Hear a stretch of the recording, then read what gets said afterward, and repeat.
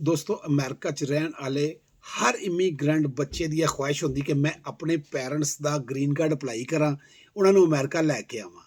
ਹੁਣ ਉਹ ਕਿਸ ਨਾਲ ਅਪਲਾਈ ਕਰਨਾ ਹੈ, ਕਿਦੋਂ ਕਰਨਾ ਹੈ, ਕੌਣ ਕਰ ਸਕਦਾ ਹੈ, ਕਿਹੜੇ ਡਾਕੂਮੈਂਟਸ ਚਾਹੀਦੇ ਨੇ ਔਰ ਕਿਸ ਗਲਤੀ ਤੋਂ ਬਚਣਾ ਹੈ, ਇਹ ਸਾਰੀ ਗੱਲ ਮੈਂ ਤੁਹਾਨੂੰ ਅੱਜ ਇਸ ਵੀਡੀਓ 'ਚ ਦੱਸਣੀ ਹੈ। ਪਲੀਜ਼ ਚੈਨਲ ਨੂੰ ਸਬਸਕ੍ਰਾਈਬ ਕਰ ਲਓ, ਯਾਨੀ ਫਾਲੋ ਕਰ ਲਓ। ਇਹ ਮੇਰਾ ਪੰਜਾਬੀ ਚੈਨਲ ਹੈ ਅਤੇ ਨਾਲ ਕੋਈ ਕਮੈਂਟ ਸ਼ੇਅਰ ਲਾਈਕ ਕਰ ਦਿਆ ਕਰੋ। ਆਨੇ ਆਪਣੇ ਮੌਜੂ ਵੱਲ।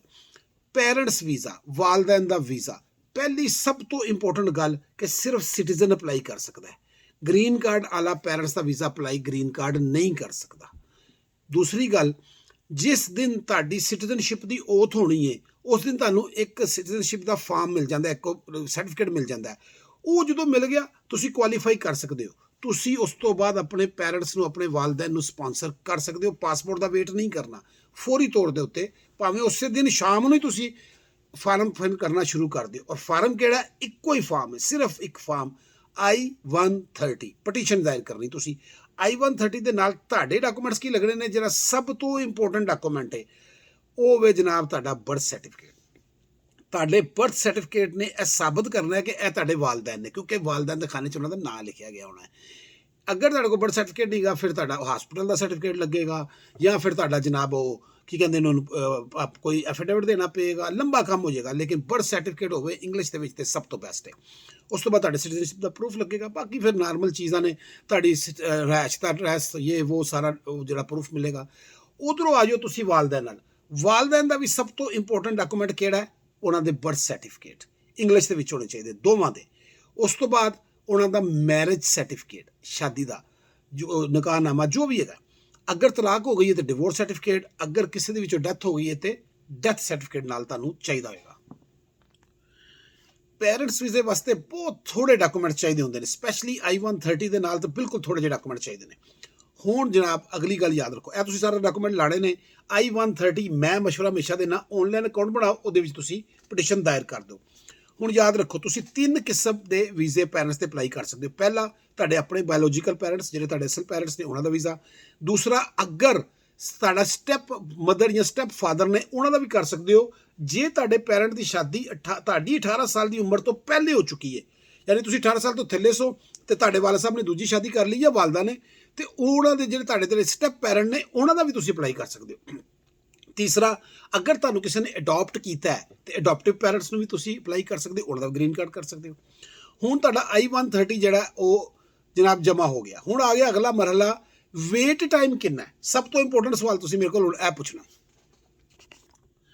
ਦੋਸਤੋ, ਮੌਜੂਦਾ ਸੂਰਤ ਹਾਲ ਦੇ ਵਿੱਚ ਵੇਟ ਟਾਈਮ ਤੁਹਾਨੂੰ ਕੋਈ ਨਹੀਂ ਦੱਸ ਸਕਦਾ। ਮੈਂ ਤੁਹਾਨੂੰ ਸਿਰਫ ਐਵਰੇਜ ਦੱਸ ਸਕਾਂ, 8 ਮਹੀਨੇ ਤੋਂ ਲੈ ਕੇ 16 ਮਹੀਨੇ ਤੱਕ, ਯਾਨੀ ਕਿ ਤਕਰੀਬਨ 1.5 ਸਾਲ ਤੱਕ ਤੁਸੀਂ ਲਾ ਲਓ। ਲੇਕਿਨ ਐਵਰੇਜ 1 ਸਾਲ ਦੇ ਵਿੱਚ I-130 ਅਪਰੂਵ ਹੋ ਜਾਂਦਾ ਹੈ। ਐਕਸਟਰਾ ਵੈਟਿੰਗ ਹੋ ਰਹੀ ਹੈ, ਤੁਹਾਨੂੰ ਪਤਾ ਪਿਛਲੇ 1 ਸਾਲ ਤੋਂ, ਉਹਦੇ ਵਿੱਚ ਥੋੜਾ ਐਕਸਟਰਾ ਟਾਈਮ ਲੱਗ ਰਿਹਾ। ਕੋਈ ਤੁਹਾਨੂੰ ਐਕੂਰੇਟ ਟਾਈਮ ਨਹੀਂ ਦੱਸ ਸਕਦਾ, ਲੇਕਿਨ ਤੁਸੀਂ 1 ਸਾਲ ਆਪਣੇ ਜ਼ਿਹਨ 'ਚ ਰੱਖੋ। ਸੌਰੀ, I-130 ਅਪਰੂਵ ਹੋ ਗਿਆ। I-130 ਅਪਰੂਵ ਹੋਣ ਤੋਂ ਬਾਅਦ ਤੁਹਾਨੂੰ ਈਮੇਲ ਆਏਗੀ ਕਿ ਵੀ ਤੁਹਾਡਾ ਕੇਸ ਅਸੀਂ NVC 'ਚ ਭੇਜ ਰਹੇ ਆ, ਤੁਹਾਡਾ I-130 ਅਪਰੂਵ ਹੋ ਗਿਆ। ਉੱਥੇ ਫਿਰ ਤੁਹਾਨੂੰ ਇੱਕ ਇਨਵਾਇਸ ਨੰਬਰ ਔਰ ਕੇਸ ਨੰਬਰ ਮਿਲੇਗਾ। ਤੁਸੀਂ ਆਪਣਾ ਅਕਾਊਂਟ ਬਣਾਓਗੇ। ਜਦੋਂ ਤੁਸੀਂ ਅਕਾਊਂਟ ਬਣਾਓਗੇ ਤਾਂ ਅੱਗੇ 2 ਫਾਰਮ ਪੇ ਹੋਣਗੇ, ਵੀਜ਼ਾ ਫਾਰਮ ਔਰ I-864 ਐਫੀਡੇਵਿਟ ਆਫ ਸਪੋਰਟ।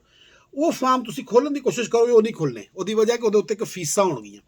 ਤੁਸੀਂ ਫੀਸ ਪੇ ਕਰੋਗੇ ਤੇ ਫਿਰ ਤੁਹਾਡਾ I-864 ਔਰ ਵੀਜ਼ਾ ਫਾਰਮ ਖੁੱਲ੍ਹੇਗਾ।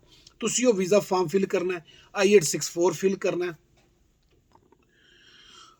ਜਿਹੜਾ I-864 ਹੈ ਔਰ ਵੀਜ਼ਾ ਫਾਰਮ, ਇਹ ਤੁਸੀਂ ਜਨਾਬ ਫਿਲ ਕਰ ਲਿਆ। ਹੁਣ I-864 ਦੇ ਨਾਲ ਤੁਹਾਨੂੰ ਡਾਕੂਮੈਂਟ ਚਾਹੀਦੇ ਨੇ। ਅਸਲ ਤੁਹਾਡਾ ਜਨਾਬ ਜਿਹੜਾ ਟੈਕਸ ਡਾਕੂਮੈਂਟ ਚਾਹੀਦੇ ਨੇ, ਤੁਹਾਡੀ ਟੈਕਸ ਰਿਟਰਨ, ਉਹਨਾਂ ਦੇ ਟ੍ਰਾਂਸਕ੍ਰਿਪਟ ਚਾਹੀਦੇ ਨੇ। ਤੁਹਾਡੇ ਜਨਾਬ 1099 ਚਾਹੀਦੇ ਨੇ, W2 ਚਾਹੀਦਾ। ਇਹ ਸਾਰੇ ਡਾਕੂਮੈਂਟਸ ਤੁਸੀਂ ਲਾਣੇ ਨੇ। ਉਹਨੇ ਪੂਰੀ ਲਿਸਟ ਵੀ ਤੁਹਾਨੂੰ ਦਿੱਤੀ ਹੋਏਗੀ। ਇਸ ਤੋਂ ਇਲਾਵਾ ਇਹਨਾਂ ਦੋਵਾਂ ਫਾਰਮਾਂ ਥੱਲੇ ਤੁਸੀਂ ਦੇਖੋਗੇ ਤੁਹਾਨੂੰ ਇੱਕ ਲਿਸਟ ਮਿਲੇਗੀ ਸਿਵਲ ਡਾਕੂਮੈਂਟਸ, ਕਿ ਸਿਵਲ ਡਾਕੂਮੈਂਟਸ ਲਾ ਕੇ ਭੇਜੋ। ਉਹ ਜਿੰਨੇ ਡਾਕੂਮੈਂਟਸ ਹੋਣਗੇ, ਭਾਵੇਂ ਤੁਸੀਂ ਪਹਿਲੇ ਵੀ ਜਮ੍ਹਾਂ ਕਰਵਾਏ ਹੋਣ, ਉੱਥੇ ਉਹ ਸਾਰੇ ਅਪਲੋਡ ਕਰਨੇ ਨੇ, ਉੱਥੇ ਹੀ ਅਪਲੋਡ ਹੋਣੇ ਨੇ। ਉਹਦੇ ਵਿੱਚ ਇੱਕ ਨਵਾਂ ਡਾਕੂਮੈਂਟ ਵੀ ਹੋਏਗਾ ਔਰ ਉਹਦਾ ਨਾਂ ਹੈ ਪੁਲਿਸ ਕਰੈਕਟਰ ਸਰਟੀਫਿਕੇਟ। ਫਿਰ ਤੁਸੀਂ ਪੁਲਿਸ ਕਰੈਕਟਰ ਸਰਟੀਫਿਕੇਟ ਆਪਣੇ ਵਾਲਦੈਨ ਦਾ, ਜਿਹੜੇ ਸ਼ਹਿਰ 'ਚ ਵੀ, ਜਿਹੜੇ ਮੁਲਕ 'ਚ ਵੀ ਰਹਿੰਦੇ ਨੇ, ਉੱਥੋਂ ਤੁਸੀਂ ਬਣਾ ਕੇ ਉਹਦੇ ਵਿੱਚ ਅਪਲੋਡ ਕਰਕੇ ਦਿਓਗੇ। ਫੀਸਾਂ ਜਮ੍ਹਾਂ ਹੋ ਗਈਆਂ, ਫਾਰਮ ਫਿਲ ਹੋ ਗਏ, ਸਿਵਲ ਡਾਕੂਮੈਂਟਸ ਲੱਗ ਗਏ, ਚਲੇ ਗਏ ਜੀ ਡਾਕੂਮੈਂਟ ਤੁਹਾਡੇ ਸਾਰੇ। NVC ਨੂੰ ਤੁਸੀਂ ਰਸਾਲ ਕਰਤੇ। ਅਗਰ ਕੋਈ ਉਹਨਾਂ ਨੂੰ ਇਤਰਾਜ਼ ਹੋਏਗਾ, ਤੁਹਾਨੂੰ ਈਮੇਲ ਕਰ ਦੇਣਗੇ ਵੀ ਇਹਨੂੰ ਚੇਂਜ ਕਰੋ, ਇਹ ਸਹੀ ਪੜ੍ਹਿਆ ਨਹੀਂ ਜਾ ਰਿਹਾ, ਦੁਬਾਰਾ ਅਪਲੋਡ ਕਰੋ, ਇਹ ਵਾਲਾ ਕਾਗਜ਼ ਕਰੋ। ਕੁਛ ਵੀ ਹੋ ਸਕਦਾ। ਪਹਿਲੇ ਮਰਹਲੇ ਦੇ ਵਿੱਚ ਹੀ ਸਾਰਾ ਕੁਝ ਤੁਹਾਡਾ ਅਪਰੂਵ ਹੋ ਜਾਏ।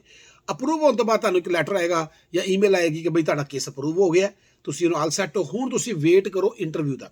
ਹੁਣ ਉਹ 'ਚ ਜਿੰਨਾ ਵੀ ਟਾਈਮ ਲੱਗੇ, ਜ਼ਾਹਿਰ ਉਹ ਵੀ ਟਾਈਮ ਕੋਈ ਨਹੀਂ ਦੱਸ ਸਕਦਾ, ਇੰਟਰਵਿਊ ਦੀ ਡੇਟ ਆ ਜਾਏਗੀ। ਇੰਟਰਵਿਊ ਦੇ ਵਿੱਚ ਤੁਹਾਡੇ ਵਾਲਦੈਨ ਇਹ ਸਾਰੇ ਡਾਕੂਮੈਂਟਸ ਨਾਲ ਲੈ ਕੇ ਜਾਣਗੇ, ਲੇਕਿਨ ਉਸ ਤੋਂ ਪਹਿਲੇ ਇੰਟਰਵਿਊ ਦੇ ਨਾਲ ਹੀ ਡੇਟ ਦੇ ਨਾਲ ਉਹ ਤੁਹਾਨੂੰ ਕਹਿਣਗੇ ਮੈਡੀਕਲ ਕਰਾ ਕੇ ਲਿਆਓ।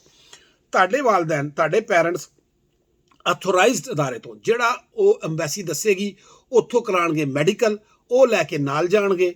ਉੱਥੇ ਜਨਾਬ ਵਾਲਾ ਤੁਹਾਡਾ ਇੰਟਰਵਿਊ ਦਾ ਦਿਨ ਆ ਗਿਆ। ਹੁਣ ਡਾਕੂਮੈਂਟਸ ਵੀ ਨਾਲ ਸਾਰੇ ਨੇ, ਮੈਡੀਕਲ ਵੀ ਹੈ, ਮੈਡੀਕਲ ਸੀਲ ਬੰਦ ਹੋਏਗਾ, ਉੱਥੇ ਤੁਸੀਂ ਜਾਓਗੇ। ਹੁਣ ਯਾਦ ਰੱਖੋ ਇਹਦਾ ਇੰਟਰਵਿਊ ਕੀ ਹੁੰਦਾ। ਇਹਦਾ ਇੰਟਰਵਿਊ ਦੇ ਵਿੱਚ ਸਭ ਤੋਂ ਜ਼ਿਆਦਾ ਸਵਾਲ ਤੁਹਾਡੇ ਮੁਤਲਕ ਪੁੱਛੇ ਜਾਣਗੇ ਕਿ ਤੁਹਾਡਾ ਬੱਚਾ ਜਾਂ ਬੱਚੀ ਜੋ ਵੀ ਅਮਰੀਕਾ ਹੈ, ਉਹਨਾਂ ਦਾ ਨਾਂ, ਐਡਰੈਸ, ਉਹਨਾਂ ਦੀ ਫੈਮਿਲੀ, ਉਹਨਾਂ ਦੇ ਬੱਚੇ, ਉਹਨਾਂ ਦੀ ਜੌਬ, ਉਹ ਕਿਸ ਨਾਲ ਗਏ, ਉਹਨਾਂ ਨੂੰ ਗ੍ਰੀਨ ਕਾਰਡ ਕਿਸ ਨਾਲ ਮਿਲਿਆ, ਇਹ ਸਾਰੇ ਸਵਾਲ ਤੁਹਾਡੇ ਕੋਲ ਕੀਤੇ ਜਾਣਗੇ। ਜਿਹੜੇ ਵਾਲਦੈਨ ਦੇ ਮੁਤਲਕ ਸਵਾਲ ਨੇ ਬਹੁਤ ਘੱਟ ਹੋਣਗੇ, ਜ਼ਿਆਦਾ ਸਵਾਲ ਹੋਣਗੇ ਉਸ ਬੱਚੇ ਦੇ ਮੁਤਲਕ ਜਿਹੜਾ ਅਮਰੀਕਾ ਹੈ। ਇਹ ਹੋ ਗਿਆ। ਉਸ ਤੋਂ ਬਾਅਦ ਜਨਾਬੇ ਵਾਲਾ ਤੁਹਾਨੂੰ ਜਾਂ ਤਾਂ ਫੌਰੀ ਤੌਰ ਤੇ ਵੀਜ਼ਾ ਦੇ ਦਿੱਤਾ ਜਾਏਗਾ, ਜਾਂ ਤੁਹਾਨੂੰ 221G ਦੇ ਦਿੱਤਾ ਜਾਂਦਾ ਹੈ। ਅੱਜ ਕੱਲ੍ਹ ਪੌਜ਼ ਲੱਗਿਆ ਹੈ ਪਾਕਿਸਤਾਨ ਦੇ ਵਿੱਚ, ਉਹਦੀ ਵਜ੍ਹਾ ਦੇ ਨਾਲ ਪਾਕਿਸਤਾਨ ਦਾ ਵੀਜ਼ਾ ਤੇ ਪੌਜ਼ ਹੈ, ਲੇਕਿਨ ਇੰਡੀਆ ਦੇ ਵਿੱਚ ਕੋਈ ਪ੍ਰੋਬਲਮ ਨਹੀਂ ਹੈਗੀ, ਉਹਨਾਂ ਨੂੰ ਇਹ ਵੀਜ਼ਾ ਫੌਰੀ ਤੌਰ ਤੇ ਹਫ਼ਤੇ 10 ਦਿਨ 'ਚ ਦੇ ਦਿੱਤਾ ਜਾਂਦਾ ਹੈ।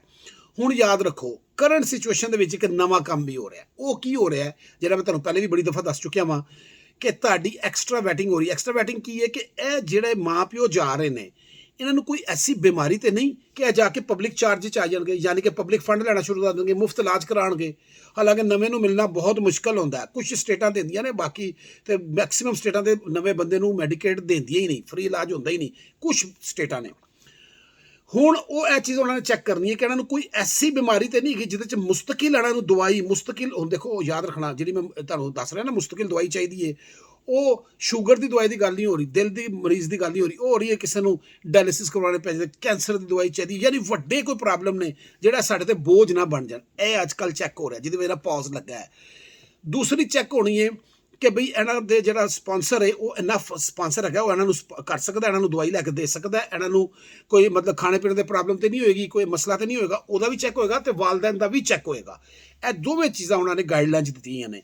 ਹੁਣ ਤੁਹਾਨੂੰ ਜਿਹੜਾ ਕਿ I-864 ਅਗਰ ਤੁਸੀਂ ਕਿਸੇ ਕੋਲੋਂ ਲੈ ਕੇ ਦਿੱਤਾ ਹੈ, ਕੋ ਸਪਾਂਸਰ ਹੈ, ਉਹਦਾ ਚੈੱਕ ਹੋਏਗਾ, ਉਹਦੇ ਮੁਤਲਕ ਸਵਾਲ ਵੀ ਪੈਰੈਂਟਸ ਕੋਲ ਹੋ ਸਕਦੇ ਨੇ। ਇਹ ਸਾਰਾ ਨਵਾਂ ਸਿਸਟਮ ਚੈੱਕ ਹੋ ਰਿਹਾ ਹੈ ਕਿ ਇਹ ਸਾਡੇ ਤੇ ਜਾ ਕੇ ਸਾਡੇ ਪਬਲਿਕ ਚਾਰਜ ਦੇ ਉੱਤੇ ਬੋਝ ਤੇ ਨਹੀਂ ਬਣਨਗੇ। ਅਗਰ ਉਹਨਾਂ ਨੇ ਕਲੀਅਰ ਕਰ ਦਿੱਤਾ, ਹੋ ਸਕਦਾ ਜਿਸ ਤਰ੍ਹਾਂ ਉਹ ਕਹਿ ਰਹੇ ਨੇ ਅਸੀਂ ਕੇਸ ਬਾਏ ਕੇਸ ਅੱਗੇ ਚੱਲਾਂਗੇ, ਜਿਹੜੀਆਂ ਪਟੀਸ਼ਨਾਂ ਸਿਟੀਜ਼ਨ ਨੇ ਦਾਇਰ ਕੀਤੀਆਂ ਨੇ ਉਸ ਹਿਸਾਬ 'ਚ ਹੋ ਸਕਦਾ ਅਗਰ ਤੁਹਾਡੇ ਵਾਲਦੈਨ ਕਲੀਅਰ ਹੋ ਜਾਣ ਤੇ ਉਹਨਾਂ ਨੂੰ ਨਾਲ ਹੀ ਜਿਹੜਾ ਵੀਜ਼ਾ ਮਿਲਣਾ ਸ਼ੁਰੂ ਹੋ ਜਾਏਗਾ। ਨਹੀਂ ਤਾਂ ਜਦੋਂ ਪਾਸ ਇਜਤਮਾਹੀ ਖੁੱਲੇਗਾ ਉਦੋਂ ਫਿਰ ਸਭ ਨੂੰ ਵੀਜ਼ਾ ਮਿਲ ਜਾਏਗਾ। ਇਹ ਟੋਟਲ ਤਰੀਕਾਕਾਰ ਹੈ ਪੈਰੈਂਟਸ ਦਾ ਵੀਜ਼ਾ ਲੈਣ ਦਾ। ਅਗਰ ਤੁਹਾਨੂੰ ਕੋਈ ਚੀਜ਼ ਸਮਝ ਨਾ ਆਏ ਤੁਸੀਂ ਪੁੱਛ ਸਕਦੇ ਹੋ। ਚੈਨਲ ਨੂੰ ਪਲੀਜ਼ ਸਬਸਕ੍ਰਾਈਬ ਕਰ ਲੈਣਾ। Thank you so much.